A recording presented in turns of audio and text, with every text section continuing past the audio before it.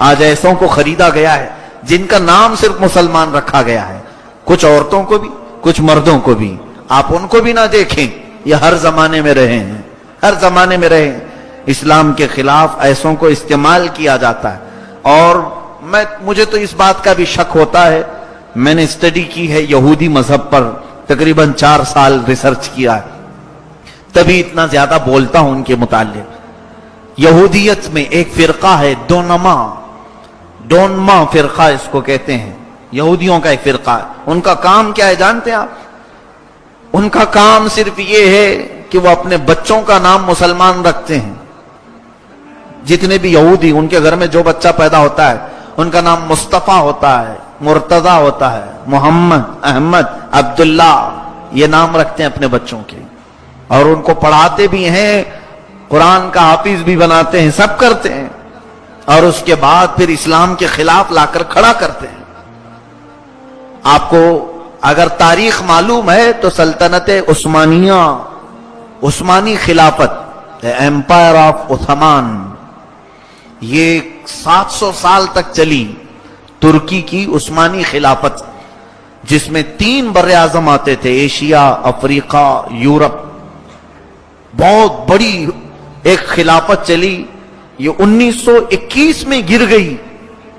700 سال کے بعد خلافت عثمانیہ ترکی کی، جو سعودی عرب پر بھی ترکیوں کی حکومت تھی، وہی خلافت عثمانیہ کی. وہ عاشقان مصطفیٰ تھے، سچے ایمان والے تھے. کئی بادشاہ اس میں گزرے ہیں. ان میں سے ایک بادشاہ کا میں نے جب پڑھا تھا، اللہ اللہ کیا ان کا ادب تھا. مدینہ طیبہ سے استنبول کے لیے انہوں نے ٹرین شروع کی تھی، ٹرین کی پٹریاں بچھائی تھی.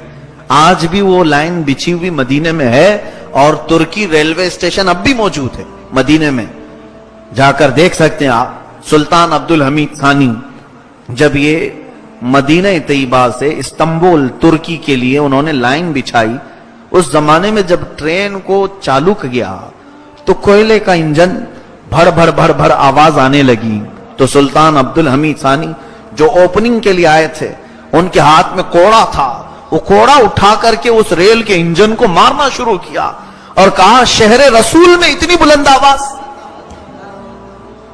حضور کے مدینے میں اتنی تیز آواز تیری. انجن اس وقت جو بند پڑا، آج تک ویسی ہی، آج تک 100 سال کا عرصہ ہونے کو آیا، پھر وہ نہیں چلا. ایسے عاشقان رسول تھے یہ ترکی. مصطفیٰ کریم صلی اللہ علیہ وسلم کی مسجد کو انہوں نے بنایا تو ایک اینٹ کو بھی حضور کے دربار کے سامنے کٹ نہیں کیا. 12 کلومیٹر دور لے جاتے تھے، اینٹ کاٹ کر کے لا کر لگاتے تھے کہ کاٹنے کی آواز بھی حضور کے دربار میں نہ آئے. ایسے عاشقان مصطفیٰ تھے. ان کی خلافت کو ختم کس نے کیا؟ کس نے ختم کیا؟ یہی دونما فرقہ.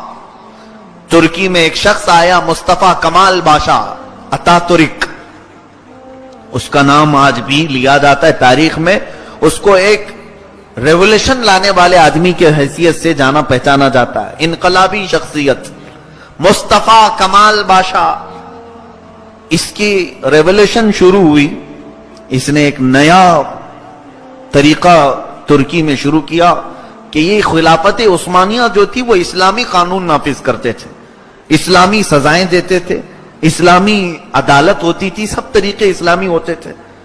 دوسری جنگ عظیم کے بعد پھر یہ جو ہے مصطفیٰ کمال باشا کی تحریک زور پکڑ گئی اور خلافت عثمانیہ ختم ہو گئی، جس میں فرانس، انگلینڈ نے بہت ساتھ دیا مصطفیٰ کمال باشا کا.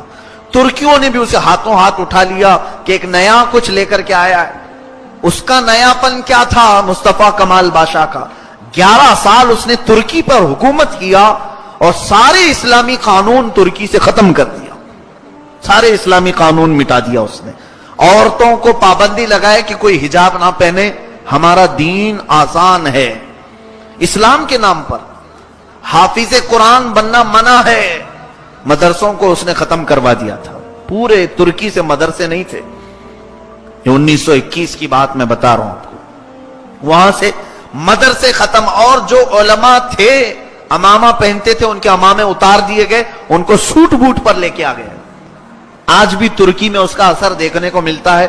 کسی ترکی حافظ قرآن کو اگر آپ بلائیں گے تو سوٹ میں ہی نظر آئے گا، ٹائی سوٹ بوٹ میں ہی رہے گا، وہ حافظ قرآن ہوگا۔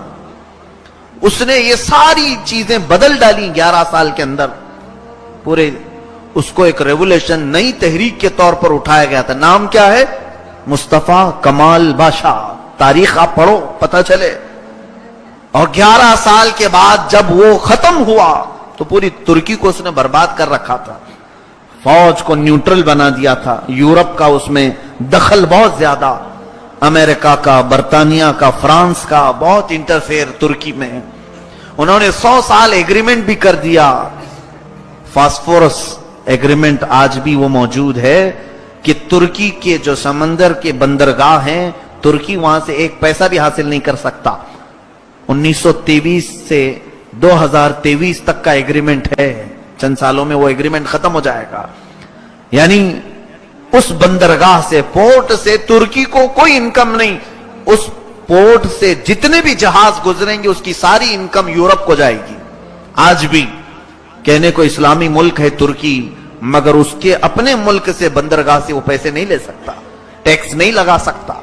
100 سال کا ایگریمنٹ، یہ سب کس نے کیا تھا؟ مصطفیٰ کمال باشا نے۔ مسلمانوں کو اچھی طرح سے اس نے توڑا تھا۔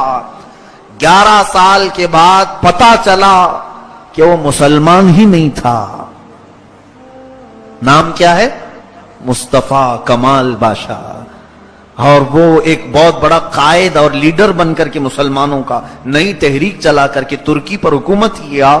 بعد میں علماء نے بتایا کہ وہ یہودی دونما فرقے کا آدمی تھا۔ جو یہودی اپنے بچوں کا نام ہی مسلمان رکھ دیتے ہیں، یہی فتنے اور فسادات کے لیے۔ میرے عزیزوں، ہم تو غفلت کی نیند سو رہے ہیں، ایسے کئی لوگ ہماری امت میں داخل ہوتے ہیں صرف ہمارے عقیدوں کو گمراہ کرنے کے لیے۔ عزیزان گرامی، اس ترکی کی اس تباہی اور بربادی کو جو ایک شخص نے برباد کیا تھا، 100 سال ہونے کو آ گئے، آج 100 سال کے قریب آ گیا۔ اللہ نے ایک مرد مجاہد کو پیدا فرمایا، اردگان جو آج کا پریزیڈنٹ ہے، اس نے بڑے سلولی اور بڑے نرم انداز سے ترکی کی پھر سے دنیا کو بدل ڈالا۔ وہاں کے جو اسکارف پر پابندی تھی اس کو اس نے سب سے پہلے ہٹایا، خود وہ اپنی بیوی کو اسکارف پہنا کر کے لے آیا۔ اور جو پریزیڈنٹ آج ترکی کا ہے وہ خود حافظ قرآن ہے، وہ حافظ قرآن ہے، اور اس نے مدارس اسلامیہ کو عام کیا، پیران نظام کو پھر ان کی خانقاہوں سے باہر لایا کہ آپ اپنے میدان کا استعمال کریں۔ اس کے زمانے میں پھر ایک مرتبہ ایسا بھی ہوا تھا، تاریخ کو آپ کو معلوم ہوئی، چند سال پہلے فوجیوں نے، وہاں کی ملٹری نے اس کے خلاف بغاوت کی تھی، صدر کو گرانے کی کوشش کی، لیکن اللہ تعالیٰ کی حفاظت ایسی کہ ترکی عوام کا یہ مقبول لیڈر تھا۔ وہ ترکی عوام پوری سڑکوں پر آئی اور فوجیوں کے ان تمام بڑی گاڑیوں کے پہیے کے نیچے سو گئی، تو ان کو شکست ہو گئی۔ پھر فوجی اپنی تمام تحریکوں سے باز آئے اور آج اس قائد کے ساتھ چل رہا ہے ترکی، اللہ سلامت رکھے۔ اور جو ہماری امیدیں وابستہ ہیں کہ اللہ تبارک و تعالی اسے انہی امیدوں پر اتارے، کہیں کوئی گمراہی نہ آئے، یہ ہماری دعا ہے۔ لیکن آپ کو حالات میں یہ بتاؤں کہ جن لوگوں کو لایا جاتا ہے مسلمان نام سے، 1000 چھان بین کے بعد کسی کے پیچھے رہو، اس لیے کہ یہ دنیا اس زمانے میں اتنے پروپیگنڈے بنا چکی ہے کہ پہچاننا مشکل ہو گیا ہے۔ انہوں نے اپنے بچوں کو بڑے بڑے لوگوں تک پہنچا دیا ہے، بڑے بڑے لوگوں تک پہنچا دیا ہے۔ یہ ہمارے درمیان اختلافات پیدا کرنے کے لیے بڑے بڑے مشائخ کے بیچ، بڑی بڑی تنظیموں کے بیچ، بڑے مدارس کے بیچ جو پھوٹ پڑتی ہے، میری تحقیق یہ کہتی ہے کہ ان بڑے لوگوں تک یہ یہودی پہنچے ہوئے ہیں، ان کے بچے پہنچے ہوئے ہیں۔ کیسے ہمیں پتا چلے گا؟ نام بھی مسلمان ہے۔